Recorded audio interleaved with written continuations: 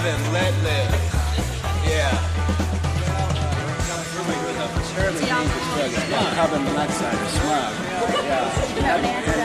Yeah. And DDT, that's a really dangerous drug. My wife, my family, my friends use the God-given chemicals that make us happy and high when it's relevant and appropriate. Are you on any drugs? Right now? Yes. Well, I had a glass of wine on the plane. It's my religion and my family's religion that we try to have a mind-blowing God experience once a week. When do you have it generally? What day? It's all in the hands of mythological forces. What day this week did you have this mind-blowing? Well, I think it right now. Put in my body. How do you feel about marijuana? No. I think it's one of God's greatest gifts to mankind. Can we go home? Sure. All right, let's go home.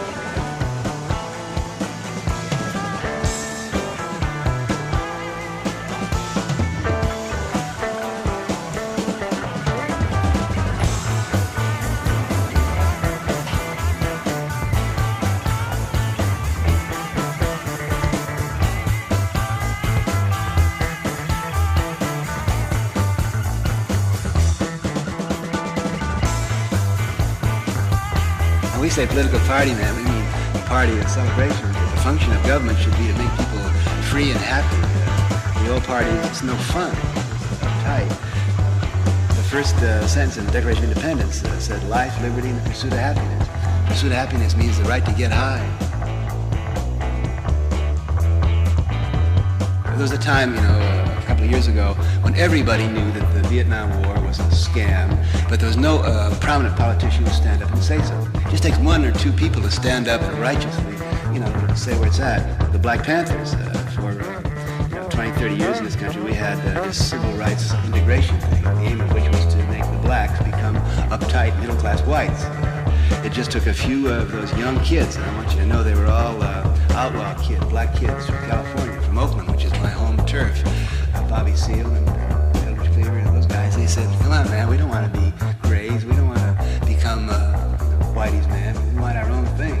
Black is beautiful. It just took a few of them to say that, and then everyone wakes up and says, yeah, man, that's right.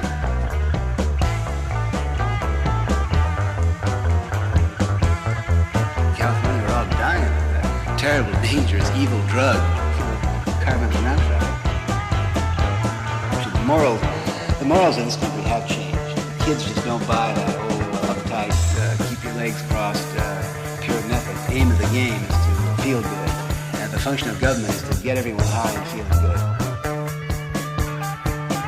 The problems that face California or Massachusetts, the United States, are not that philosophical. The guys in power are so old-fashioned, so rigid, that they're just messing up in every way possible. The function of government is to put itself out of business and get control and power back in the hands of the people, back to the neighborhood, back to the small group, and get the money and the control back where it belongs.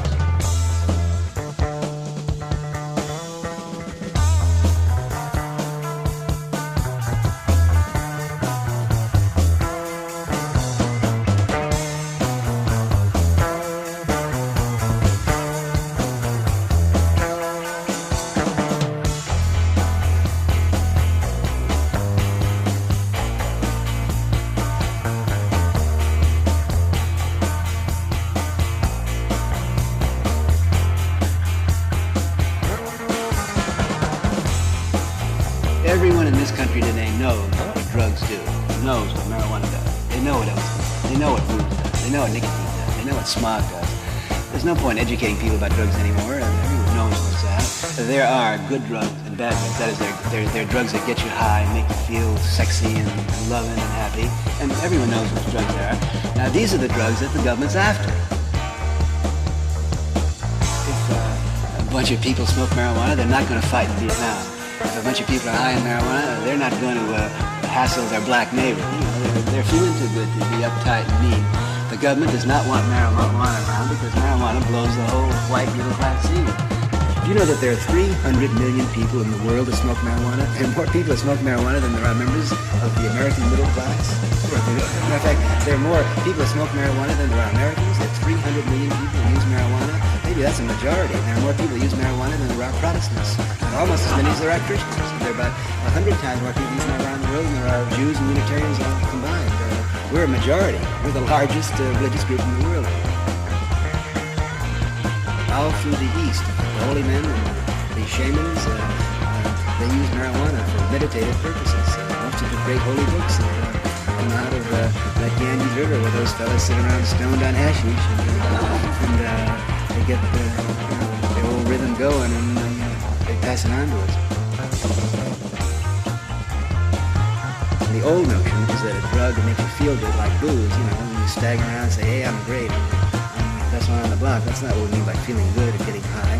Getting high is that sense of union, of revelation, of wonder, of merging with something that's bigger than yourself. And you've never been there, but when marijuana's legal, you're in for a glorious surprise.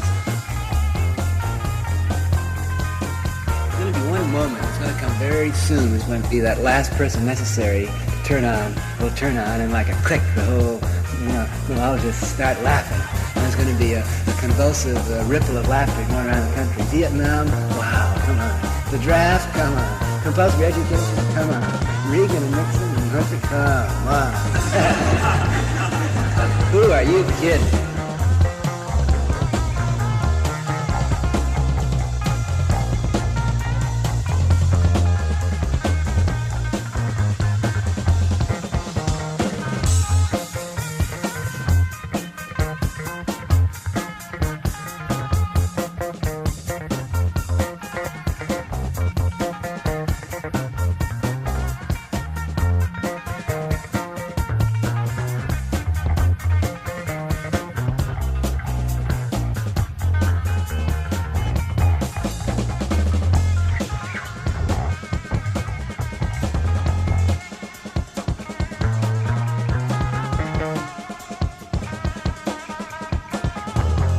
You got to get the notion of sin away from law. If someone likes to make love differently from you, you put him in jail. If somebody likes to read a different book than you, you put him in jail. If somebody'd rather get high smoking grass than have a bad trip with booze, you put him in jail. The state of California, there are 2 million people that smoke marijuana. Now, if they all pay $1,000 annual fee, and most of them would be glad to pay $1,000, they can pay on time. You can play now and pay later. The average person would rather pay that tax, and then he wouldn't have to worry about being arrested and going to jail and $1,000 bail and $10,000 lawyer fee. It comes out better for the grass smoker. If the 2 million marijuana smokers in California buy the tax, we raise $2 billion. If you want to do any of these asocial things, you have to pay a heavy tax, like it's $1,000 tax to smoke